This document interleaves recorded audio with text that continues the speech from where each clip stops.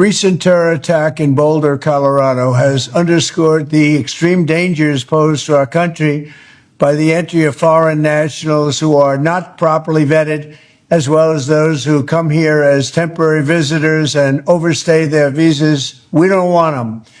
In the 21st century, we've seen one terror attack after another carried out by foreign visa overstayers from dangerous places all over the world. And thanks to Biden's open door policies, today there are millions and millions of these illegals who should not be in our country. In my first term, my powerful travel restrictions were one of our most successful policies, and they were a key part of preventing major foreign terror attacks on American soil. We will not let what happened in Europe happen to America. That's why on my first day back in office, I directed the Secretary of State to perform a security review of high-risk regions and make recommendations for where restrictions should be imposed. Among the national security threats their analysis considered are the large-scale presence of terrorists, failure to cooperate on visa security, inability to verify travelers' identities, inadequate record-keeping of criminal histories, and persistently high rates of illegal visa overstays, and other things. Very simply, we cannot have open migration from any country where we cannot safely and reliably vet and screen those who seek to enter the United States. That is why today I am signing a new executive order placing travel restrictions on countries including Yemen, Somalia, Haiti, Libya, and numerous others. The strength of the restrictions we're applying depends on the severity of the threat posed. The list is subject to revision based on whether material improvements are made, and likewise new countries can be added as threats emerge around the world.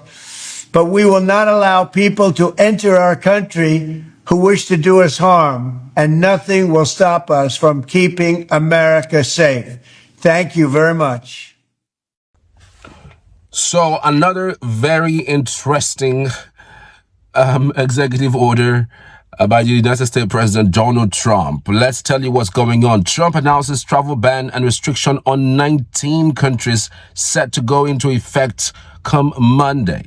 U.S. President Donald Trump has announced that citizens of 12 countries would be banned from visiting the United States, and those from 7 others would face restrictions. The countries include Afghanistan, Myanmar, Chad, the Republic of Congo, Equatorial Guinea, Eritrea, Haiti, Iran, Libya, Somalia, Sudan, and Yemen. These are mostly African countries, though. In addition to the ban, which takes effect at 12:01 a.m. on Monday, there will be heightened restrictions on visitors from Burundi, Cuba, Laos, Sierra Leone, Togo, Turkmenistan, and Venezuela. It says, quote, "I must act to protect the national security and national interest of the United States and its people." Trump says 10 of the 19 countries under the bans and restrictions are in Africa, 9 of those from majority black African countries. Several of those, including Sierra Leone, Togo, and Equatorial Guinea, are not known for hosting armed groups that pose a major threat to the West. So why push this narrative?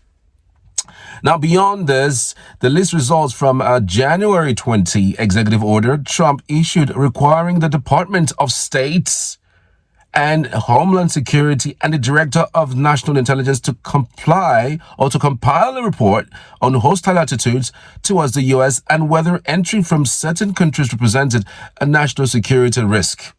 During his first term, Trump issued an executive order in January of 2017 banning travel to the U.S. by citizens of 7 predominantly Muslim countries: Iraq, Syria, Iran, Sudan, Libya, and Somalia, then Yemen. The order, often referred to as the Muslim ban or the travel ban, was upheld by the Supreme Court in 2018. So that's where we are with this latest development. Guess what? This part is the part that's got me stuck a little bit, so let's take it out. President Trump cited a recent anti-Semitic firebombing attack in Boulder, Colorado, allegedly carried out by an Egyptian national who had overstayed a tourist visa. as a catalyst for the renewed restrictions. Although Egypt is not among the countries listed in the ban, the incident underscored concerns about visa overstays and inadequate vetting processes.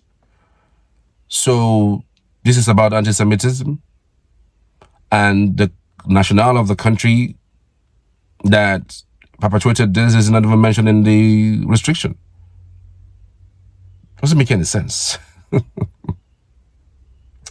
I'm sure somewhere Equatorial Guinea will be like, what did I do? What did I do? And then we'll have Burundi somewhere be like, why am I in the news? I don't want to be in the news. Why am I even in the news in the first place? I mean, I've done things to make sure that I'm not in the news in another decade. But then here we go. With the president of the United States announcing me to the world, and everyone start Googling what's going on with Burundi. Do they have any terrorist organization? Or maybe we could just go start another terrorist organization over there. And maybe, just maybe, I don't know. I mean, what was the idea around... hold on a second. I'm just looking at these numbers again. Equatorial Guinea? Equatorial Guinea. That's the place with the best landscape. So what's going on? Chad is understandable, has some insecurity problems there. Eritrea, Libya, Somalia, Sudan. I don't know, man. Libya, yeah, understandable. Yeah, the issues there. But I don't understand these other countries that were listed on the... Are you guys kidding me? Well, here we go. This move marks a return to the controversial travel ban from Trump's first term, which were challenged in court but ultimately upheld by the Supreme Court in 2018. Critics argue that the new bans are discriminatory and could harm U.S. diplomatic relations and economic interests. What do you think? Nigeria is not in it, but again, I prayed we were not in it. Because we're a country that is faced with a lot of insecurity problems. We have Boko Haram in the northeast, and then we have in the north central Mahmuda, one, terrorist organization that called themselves Mahmuda, and then another one, Lukarawa, in the northwest. They're just springing up every now and then. I thank God they didn't think about Nigeria. Writing this list would have been an easy thing to just list it. Just put it there.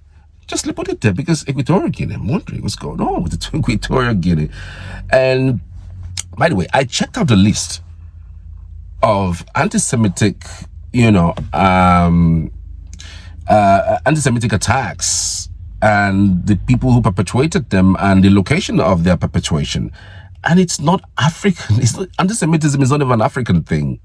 Okay, so now let's track back to anti-Semitic attack in the last 1 year, so that we can get some perspective to it. In October of 2024, in Washington, D.C., 2 Israeli embassy staffers were fatally shot outside the museum in Washington, D.C. in what authorities deemed a targeted terrorist attack. In Boulder, Colorado, November 2024, a flamethrower attack at a pro-stage release rally injured 15 people, including an 88-year-old Holocaust survivor. The assailant, Mohammed Sabri Soliman, was charged with hate crimes and attempted murder. In Berlin, Germany, in February 2025, a 30-year-old Spanish tourist was severely injured in a knife attack at Berlin's Holocaust Memorial. The suspect, a 19-year-old Syrian asylum seeker, reportedly expressed a desire to kill Jews. So that's the reason why Syria is on that list. Then Zurich, Switzerland, March 2024, an ultra-Orthodox Jewish man was stabbed by a 15-year-old Swiss teenager of Tunisian descent. The attack was one of several incidents contributing to a 287% increase in anti-Semitic incidents in Switzerland since October 2023.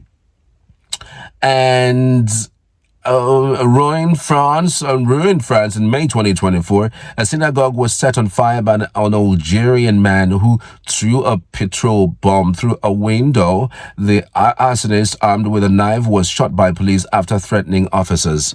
So Algeria is not even on that list in the first place. So in Toronto, Canada, in May to December 2024, the Base Chaya Mushkar Girls Elementary School was targeted in 3 separate shooting incidents No injuries were reported, but the attacks occurred during a period of increased anti-Semitic incidents across Canada.